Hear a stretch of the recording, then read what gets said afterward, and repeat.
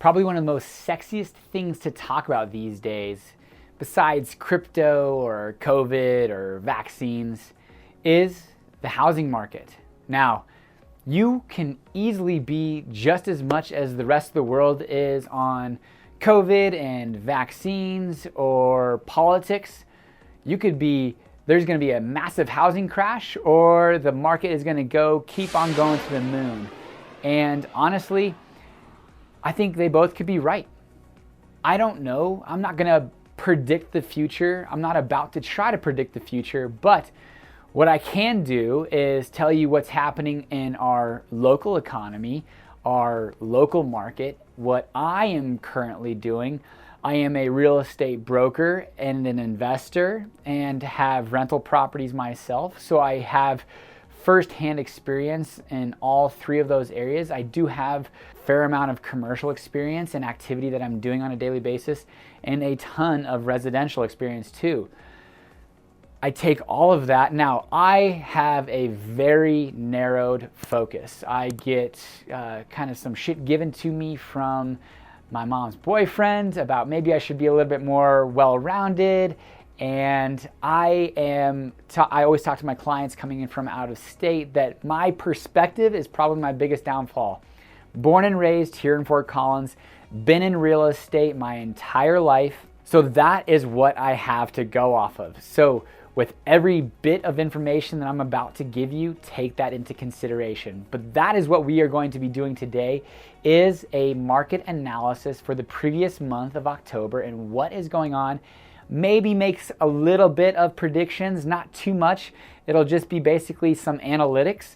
So stick around and enjoy. If you have got any questions, definitely feel free to comment below, ask, DM me, whatever you feel most comfortable doing, or send me an email or a text. Because I am a licensed real estate agent in the state of Colorado, definitely feel free to reach out, and I'd be happy to give you as much information as I possibly can. So enjoy this video, and thanks for watching.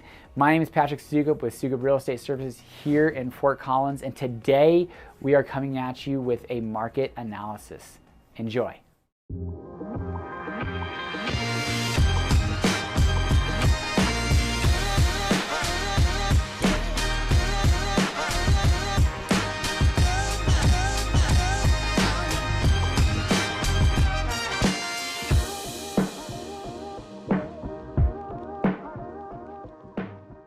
Alrighty, so let's just start with the kind of high-level analysis. The market median sales price actually ticked down to about $533,000, but the median price per square foot jumped from $223 per foot to $225 per foot. So what that's telling me is that smaller, more affordable houses are selling for more dollars per foot. Makes sense. Hey, a lot of these people in those lower price points probably need the money maybe a little bit more and are going to leverage what the market is offering. So those two things being equal, the demand has been similar. Roughly about 186 houses have sold in October, which really matches up equally with 2019 and 2018. 2020 was a definite outlier. So can't necessarily take all of that information into consideration, not that we throw it out, but it was a unique year to say the least. So our demand is tracking. Now, inventory is always the issue, and it is not getting any better. New houses on the market have definitely gone down. Existing sales or pending sales have decreased. Now, I think that's in tandem with the amount of inventory is on the market. There just can't be as many pending sales when you don't have the inventory to do. So we are definitely tracking that, and I don't see new construction getting any better anytime soon. Between supply issues and COVID still requiring people to remote work, less capacity, and employment being a massive hurdle that we have yet to overcome. Now, a colleague of mine suggested that even though the unemployment benefits stopped at the beginning of September, these individuals stockpiled this cash and are still basically kind of going through this type of savings until they have to go get new employment. I really hope that to be the case, because right now, whether you're a bar or a restaurant or a home builder, somebody in the trades, you are having a very hard time sourcing employment. And that absolutely has to be addressed for other things to get taken care of and resolved. Which, if you get the employment taken care of, you still have the material issue. You guys all have probably seen the hundreds of boats that are just sitting outside the coast of California waiting to get in and unload their inventory. And that's just, a piece of all of the different inventory issues, between a refrigerator that's not getting installed in a new build that I've got to that I'm closing on here in a couple weeks, that they won't get that refrigerator until February of 2022, or a dishwasher in a different new build that they had to close with a just lender dishwasher, trim boards, vanities, microchips. There is just a supply issue across the board, and I don't necessarily foresee that getting resolved for years. People have discussed that it takes 5 years to build these factories to increase the output of these chips. So we're 5 years from this need of the increase on chips that we have. Or we have also people that are buying up tons and tons of inventory. We had a construction crew that talked about get as many appliances as you possibly can while they still have them, as Home Depot is discussing supply issues that is coming down the pipeline for the appliances. So we are going to buy and inventory a whole bunch of refrigerators, dishwashers, stoves that we don't necessarily do in years past, because we need to, when we need them, offload them. Which means in 3 months, we're not going to be ordering the 2 dishwashers or 2 refrigerators that we would have. So this supply chain issue for materials has a long way to go to get resolved. Now, interest rates have ticked up to about 3.25%, which is about a 27% increase from the lows we saw earlier this year of around 2.5%. Now, 3.25% is still historically low. So it is a great interest rate to lock in. I just went through 2 refinances, and I'm closing another one here in about 7 to 10 days. And I am phenomenally happy at closing 2 investment properties at 3.625% and my personal residence at 2.99%. So credit scores are vitally important to try to get the lowest interest rate possible. So definitely consider working on that. But interest rates are ticking up, and they are foreseeing them possibly in the high 3s, maybe low 4s coming into 2022. So that being said, the elephant in the room that everyone is talking about these days is Zillow stopped buying homes. Around October 19th, Zillow made an announcement that for the rest of the year 2021, they will no longer be buying houses. And people have taken that as a canary in the coal mine, that maybe this is the sign of the housing market time to crash. Maybe. That could be the case. Now, they are going to offload 7,000 homes that they have inventoried at this time. And on average, Zillow in Fort Collins is losing $17,000 per house sold, or 3.7% less than what they purchased their house for. It does not take a rocket science or a math genius to figure out that that is not a winning formula. So yeah, of course, why would you continue to buy houses if every single house that you buy, you're writing a check not just for that $17,000, but for also the sales commissions that you have to pay to a buyer's agent. And I'm sure you have to pay at least a small portion to the listing agent, the holding costs, property taxes, insurance, utilities. Everything that goes on with holding a property for 30 to 60 days adds up to much, and then selling, providing property title insurance, all of these different things add up to a whole hell of a lot more than $17,000 loss in Fort Collins. Now, I can tell you that in Larimer County, they still own about 75 houses, of which 24 are under contract and another 20 are on the market live. And so they have only about 30 or so houses left to go onto the market. So even if they put all 30 houses onto the market, it would be less than 1% of what is currently active in Larimer County. Now let me reiterate what I just said. Zillow currently owns about 75 houses in Larimer County. That's Johnstown, Loveland, Timnath, Fort Collins, Red Feather, Wellington. That's not just Fort Collins. There's over 450 active listings in Fort Collins. So if they put on all 30 of their houses remaining, that's just less than 1% of what our current active inventory is in Larimer County. So I don't necessarily see this as a big concern for inventory in northern Colorado and Larimer County. And honestly, if they leave the market, at least for the rest of 2021, those sellers who would have put their house onto the market to sell to the open market, well, they were going to Zillow and doing a cash offer buy. Now, granted, Zillow was just turning around, flipping it, losing money, and actually, giving it to you for possibly a better deal. But now without that option, well, maybe we could see a little bit of a tick in inventory on the market, but you never know. Ultimately, Zillow stopping buying houses because they cannot forecast the future of the prices any longer, or can't source labor or materials to do a efficient flip. Whatever their reasoning is, okay, that's great. Maybe there's going to be more inventory that comes onto the market live, and even if they dumped all 30 of their current houses that still aren't on the market, 35 houses that still aren't on the market, it's less than 1% of what is currently active. It's not going to make even a little bit of a divot in what we actually need on inventory. So now we've talked about the sales side of the market in Fort Collins. Median prices dropped back a little bit. Price per square foot increased a little bit. I didn't tell you, but days on market jumped up from 36 to 37 days. The demand is clearly still there. Inventory is obviously still an issue. Interest rates ticking up quite a bit.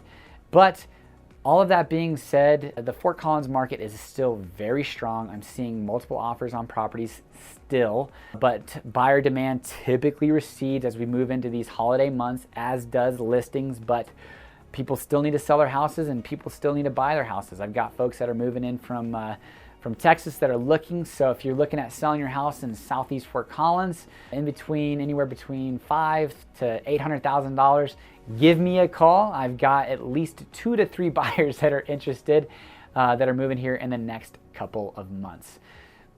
But I do want to just touch on what the rental market is, because people talk about the health of the market. It has to do with both the rentals and the sales. So let's just jump into that really quick. Well, the Downtown Development Authority and the Housing Catalyst are building a 79 apartment project in downtown Fort Collins to allow for some affordable housing. Now they're going to allow people to buy in there anywhere between 30% of the area median income up to 80%.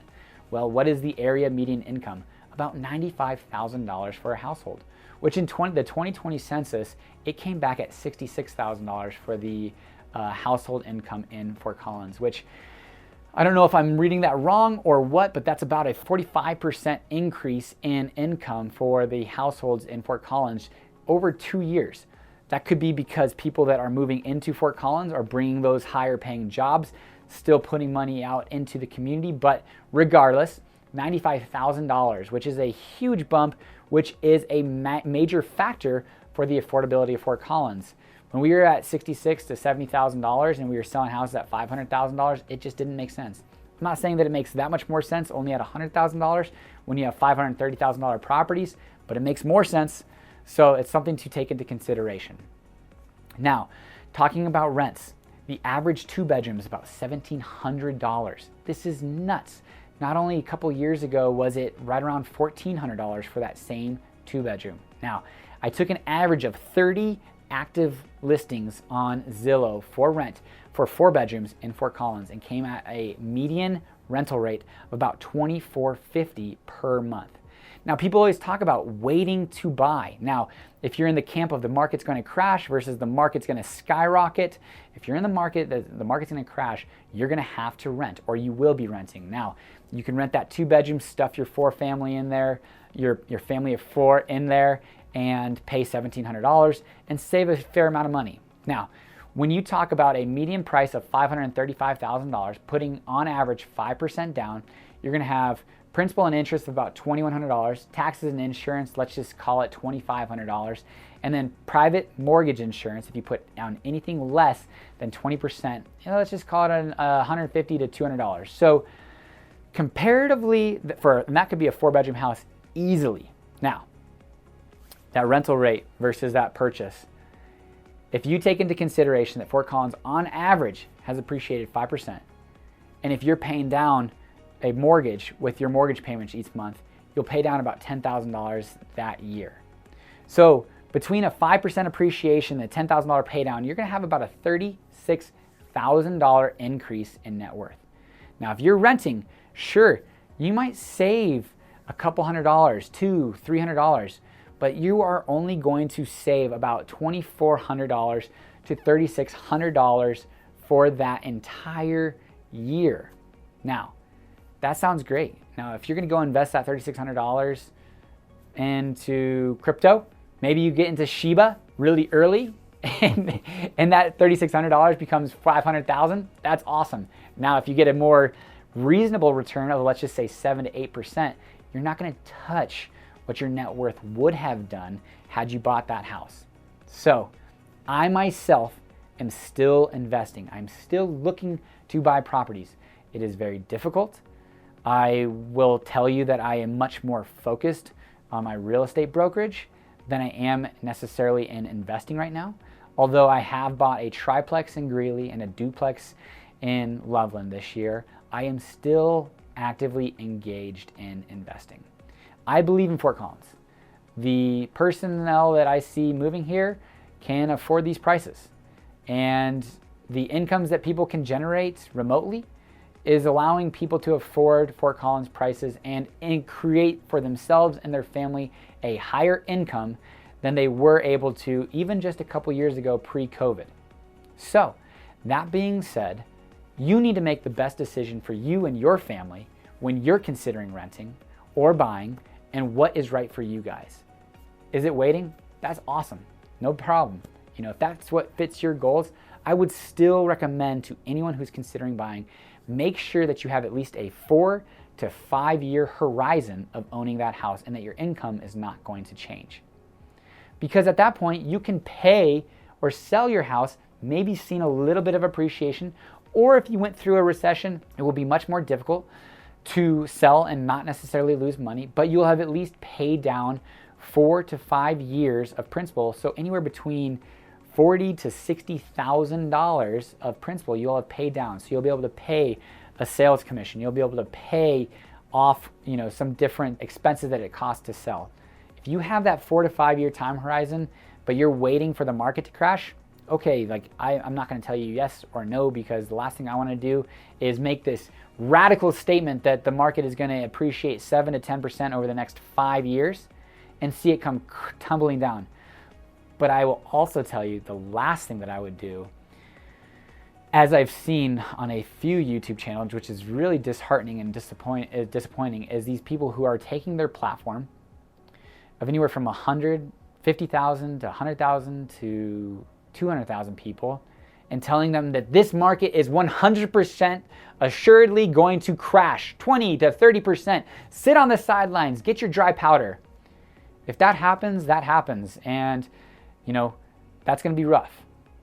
But telling people to sit on the sidelines and watch the government print a whole bunch of money and inflation take complete effect, not take advantage of historically low interest rates, maybe not necessarily see 5% appreciation and the principal pay down comparatively to paying a rent, man, I really hope you can sleep well at night, because that is tough to be able to make such hard lines and make such committed statements. So thank you guys for watching this video. Hopefully it's given you guys a little bit better of an insight on the activity in Fort Collins and what's going on. If you have any other questions, do not hesitate to reach out, give me a call, text, or email. And if you've liked this content, give it a thumbs up and maybe consider subscribing. We really hit on all things Fort Collins. And as much as we might like making these real estate videos for YouTube, give me a call, text, email, whatever it is. I've got your back if you're considering buying, selling, or investing here in Northern Colorado. Until next time, guys, take care.